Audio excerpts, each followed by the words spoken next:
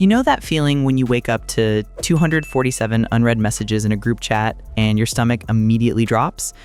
Or when you're trying to focus on work and your phone keeps buzzing with notifications about a conversation you stopped caring about 3 hours ago?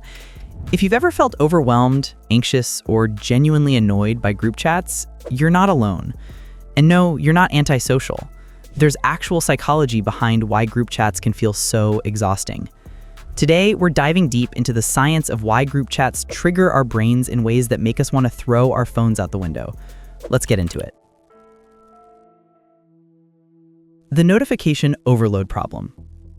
Let's start with the most obvious issue, the notifications. Your brain wasn't designed for constant interruptions. Every time your phone buzzes, your brain releases a small amount of cortisol, the stress hormone. One notification? Fine. But when you're in multiple group chats with dozens of people sending GIFs, reactions, and off-topic messages, your brain is essentially being stress-bombed throughout the day. This phenomenon is called continuous partial attention, a term coined by tech consultant Linda Stone.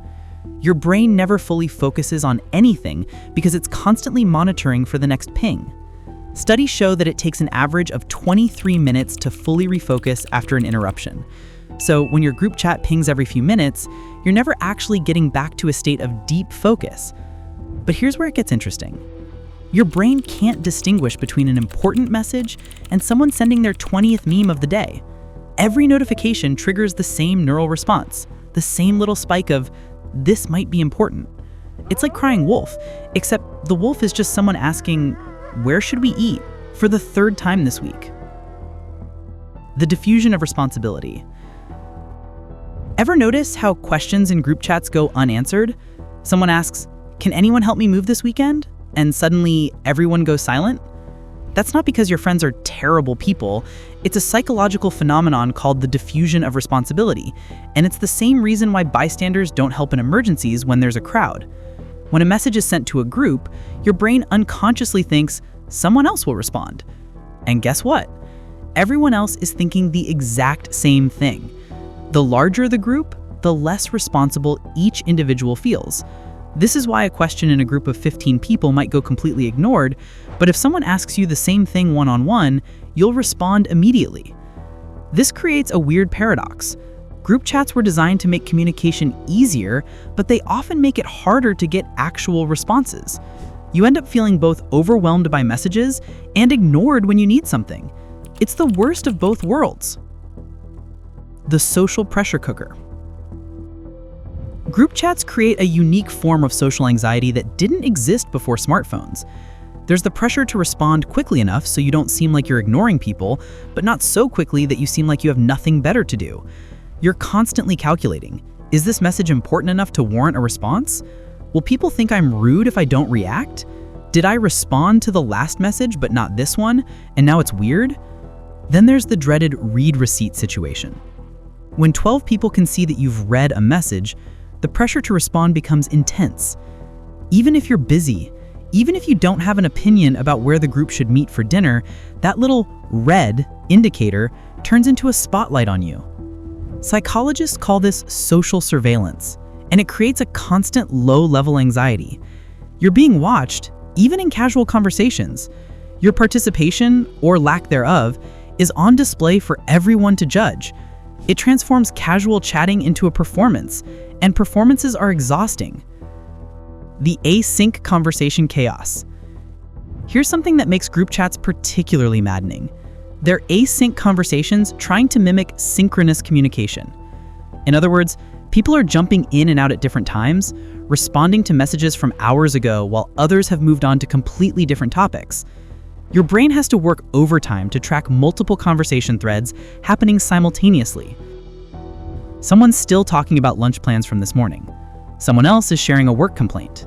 Another person just replied to a joke from yesterday. It's like trying to follow 3 different TV shows at once while someone keeps changing the channel. This cognitive load is real and measurable. Research shows that task switching, which is essentially what you're doing when following a fractured group conversation, reduces your productivity by up to 40%. Your brain isn't multitasking. It's rapidly switching between contexts, and every switch costs mental energy. The FOMO and obligation cycle. Group chats create a vicious cycle of FOMO and obligation. You mute the notifications because they're driving you crazy, but then you worry you're missing something important.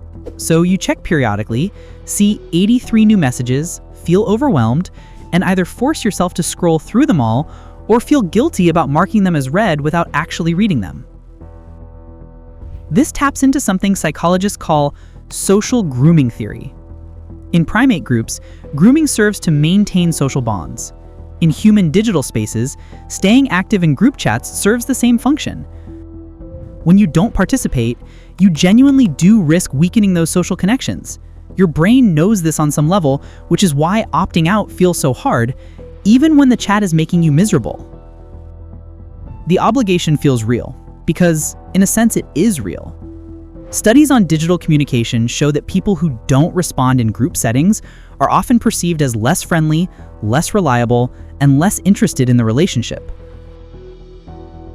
The stakes might seem low, but your social standing actually is affected by your group chat behavior. The personality factor.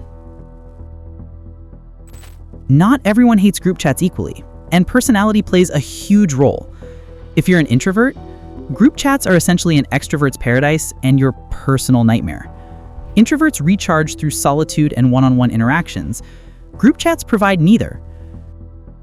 Research on personality and digital communication shows that introverts experience significantly higher stress from group messaging than extroverts do.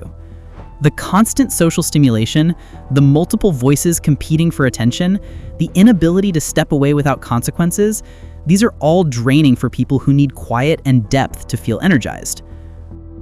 When extroverts often love group chats because they provide constant social connection and stimulation, they can jump in, share thoughts, get immediate feedback, and feel connected to multiple people at once.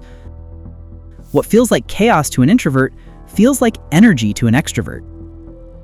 Group chats aren't going anywhere, but understanding why they affect you the way they do can help you manage them better. Your brain is dealing with notification overload, diffusion of responsibility, social surveillance, fractured conversations, FOMO, and depending on your personality, they might just be fundamentally incompatible with how you're wired. The next time you feel that spike of anxiety when your phone buzzes with 57 new messages, remember, it's not you, it's psychology. And you have every right to engage with digital communication in a way that protects your peace and mental health. If this resonated with you, hit that like button and drop a comment telling me about your worst group chat experience. And hey, maybe share this with your group chat. Let them know why you've been quiet. Thanks for watching, and I'll see you in the next one.